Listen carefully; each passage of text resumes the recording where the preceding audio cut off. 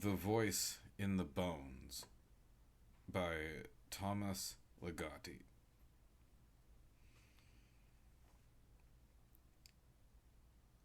The blackness above was deep and unbroken. Rising toward it was a tower with a single opening which framed a pale, quivering light. The narrow aperture was fixed high within the darkness and was engulfed by its dense and voiceless unity. Below the tower was a scattering of other structures, while other lights emerged here and there in the lower darkness. One of these was a lamp set into a wall at the border of a fractured street. The lamp spread its glow upon the gray wall and upon two figures who stood motionless before it.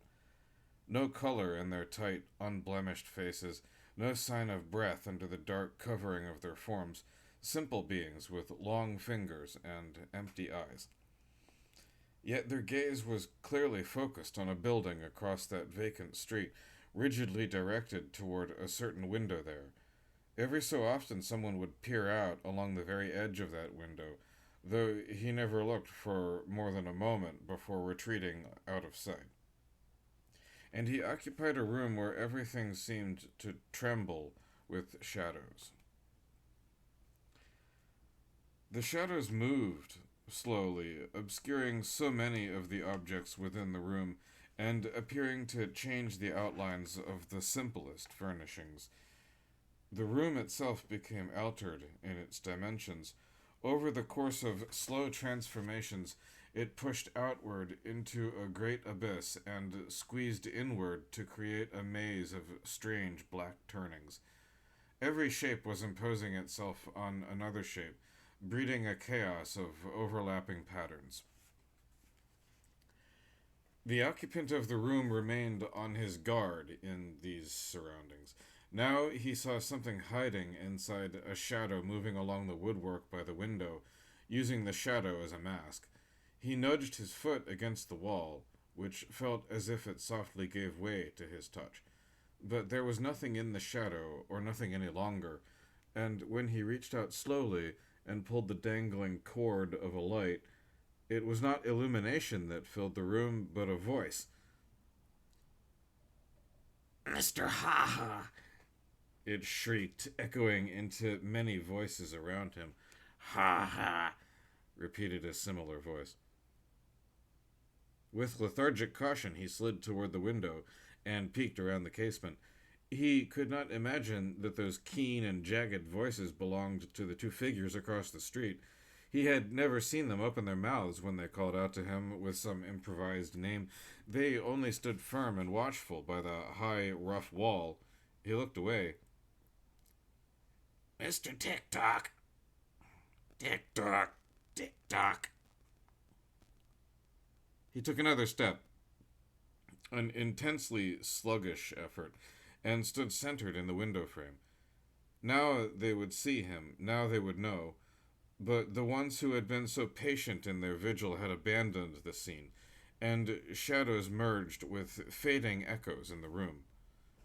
Then there were new echoes for him to hear, yet they did not lack definition or intent, as did so many of the sounds produced by the large building that contained him.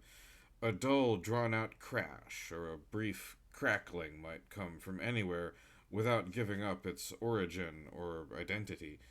But these new sounds, these particular echoes, did not seek anonymity, and there was a focus, a center upon which they converged. Footsteps, the creak of a closing window or a slowly opening door, a fumbling among the objects of another room. All these noises spoke a strange language among the surrounding shadows and joined with them in a greater scheme. He began moving from room to room in a laborious expedition and became a fugitive in a realm of twisted suppositions.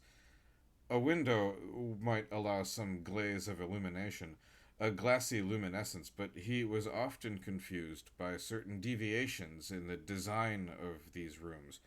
Forced to turn an unseen corner, he was faced with a small door, and around its edges some thin lines of light alternately appeared and disappeared in the darkness.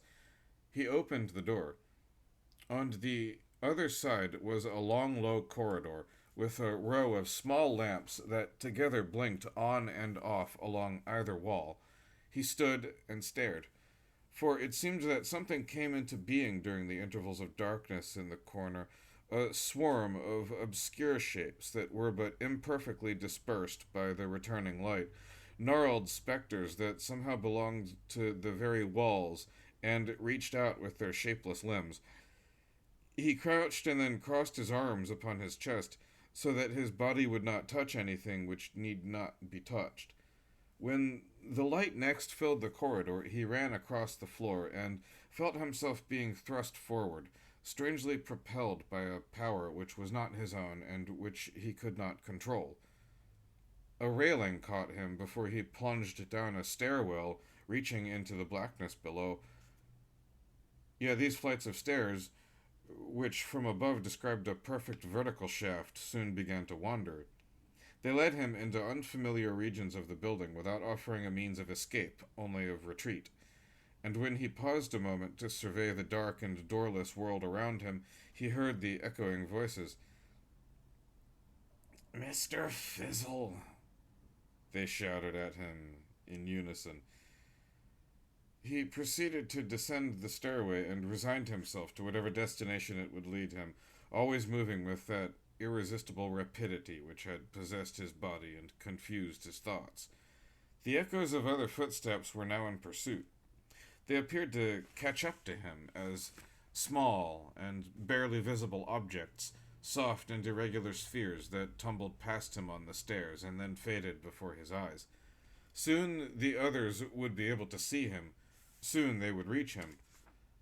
At last there came an end to the prodigious stairs, and he arrived at the abysmal fundament of the building.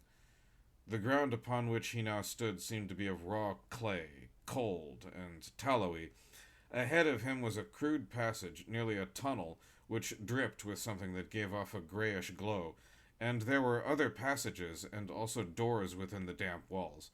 It seemed he had no choice but to hide within one of these rooms, for upon that slippery ground he could no longer move with the same speed that had brought him there. He turned down one passageway after another. By then the others were with him in those dim catacombs. It was time to take refuge behind one of the doors, each of which perfectly withheld the secret of whatever lay behind it.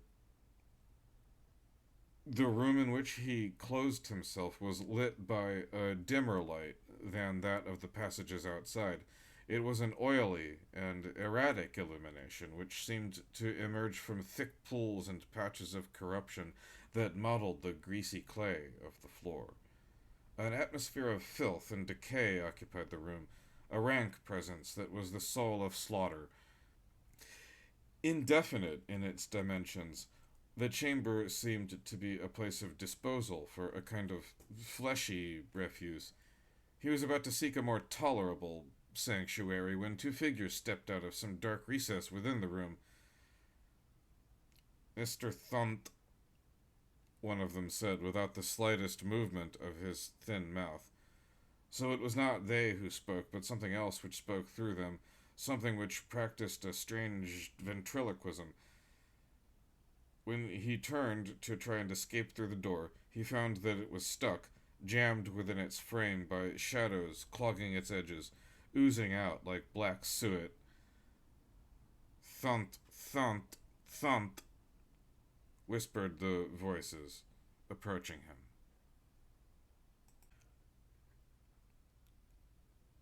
An interval of oblivion passed, and it was an entirely different room in which he awoke.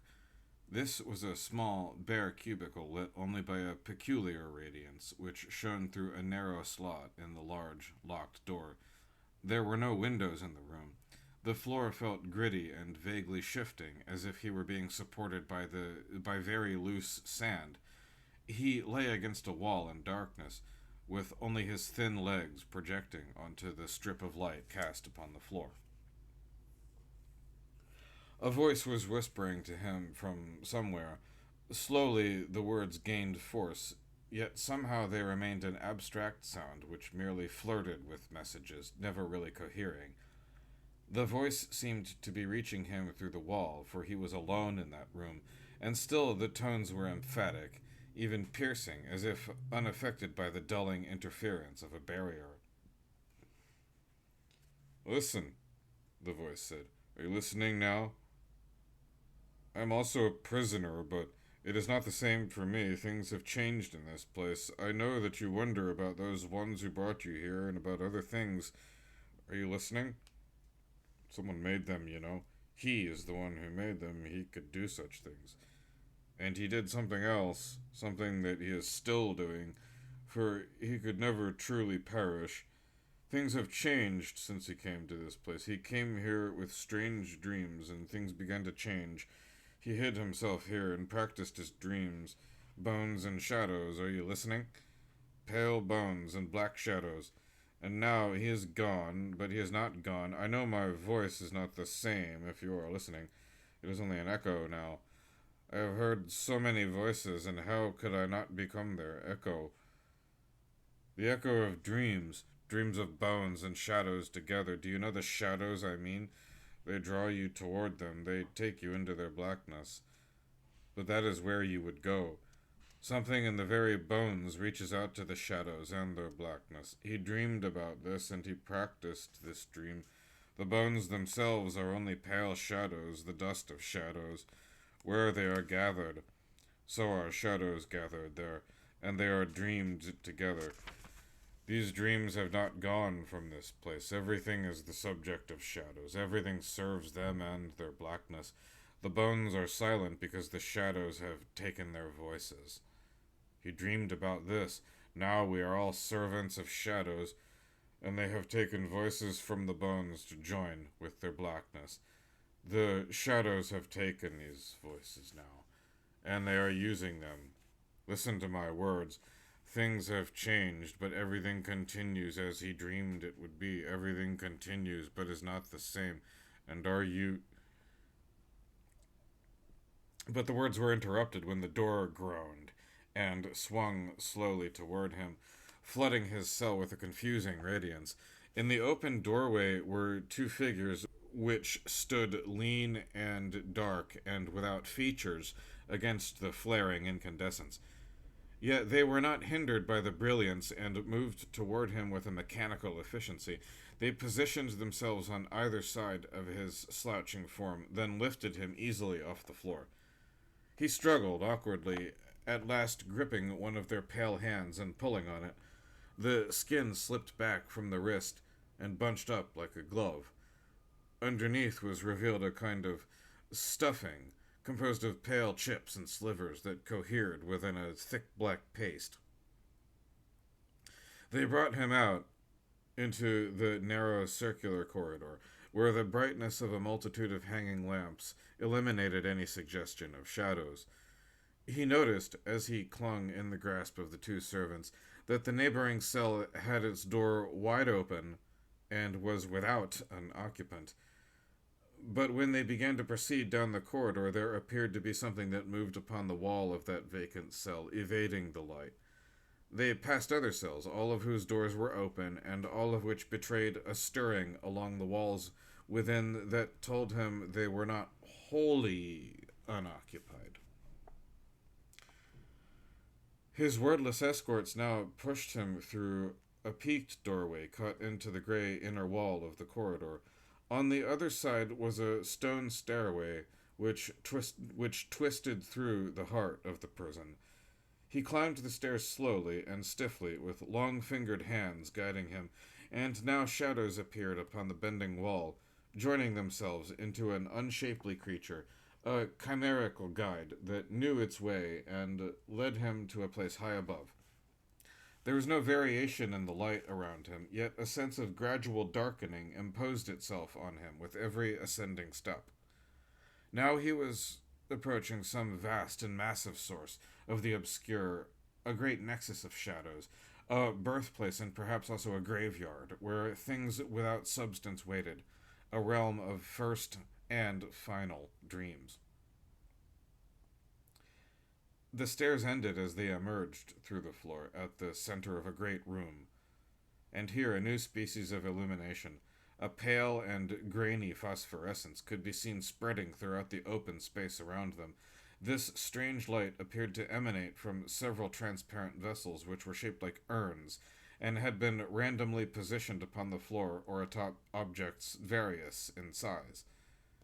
Each of these containers seemed to be filled with a colorless, powdery substance from which a cold and gritty glow was sent forth. But this glow, this scintillating gloss, did not reveal the surfaces of the room as much as it coated them with another surface, transfiguring what lay beneath. For in that troubled glare, everything lost the density and presence it might have possessed. Wide and lofty cabinets seemed to waver, barely settled upon the uneven floor. The straight lines of tall shelves took on a slight tilt, and threatened to disgorge the countless books so tenuously supported there. So many books were already scattered across the floor, their pages torn out and gathered in ragged heaps that might take themselves into the air at any moment. Located in a far section of the chamber was an armory of curious devices, mounted upon the wall or suspended by wires, devices which could have been hallucinations, phantoms through which one's hand would pass on attempting to use them as they were designed to be used. And they seemed to have been designed for projects that involved rending and ripping, flaying and grinding. Yet all of these instruments apparently had lain idle for ages, displaying a corrosion which further removed them from their former substance and placed them in a category of phantasmal curiosities. Even the long, low table about which these atrocious implements were congregated was dissolving with neglect. Nevertheless, he was forced by his guardians to lie upon this coarse slab, and be fettered by straps so decayed that he could easily tear them off. But the stern auxiliaries did not seem to be aware of the true condition of things. They continued to perform routine tasks that once may have had a purpose before being eclipsed by changes unknown to them. Through the brittle haze of that room, he watched his keepers as they went about some dutiful business, picking up obscure debris lying about the table, remnants of an undertaking long abandoned, or one no longer practiced in the same manner. This material they deposited in a large chest and locked it within. Then, with the studied automatism of pallbearers, they lifted the chest by its handles and carried it away, descending the stairs at the center of the room, their heavy feet scuffing the steps of that great prison tower, and echoes diminished in the depths below.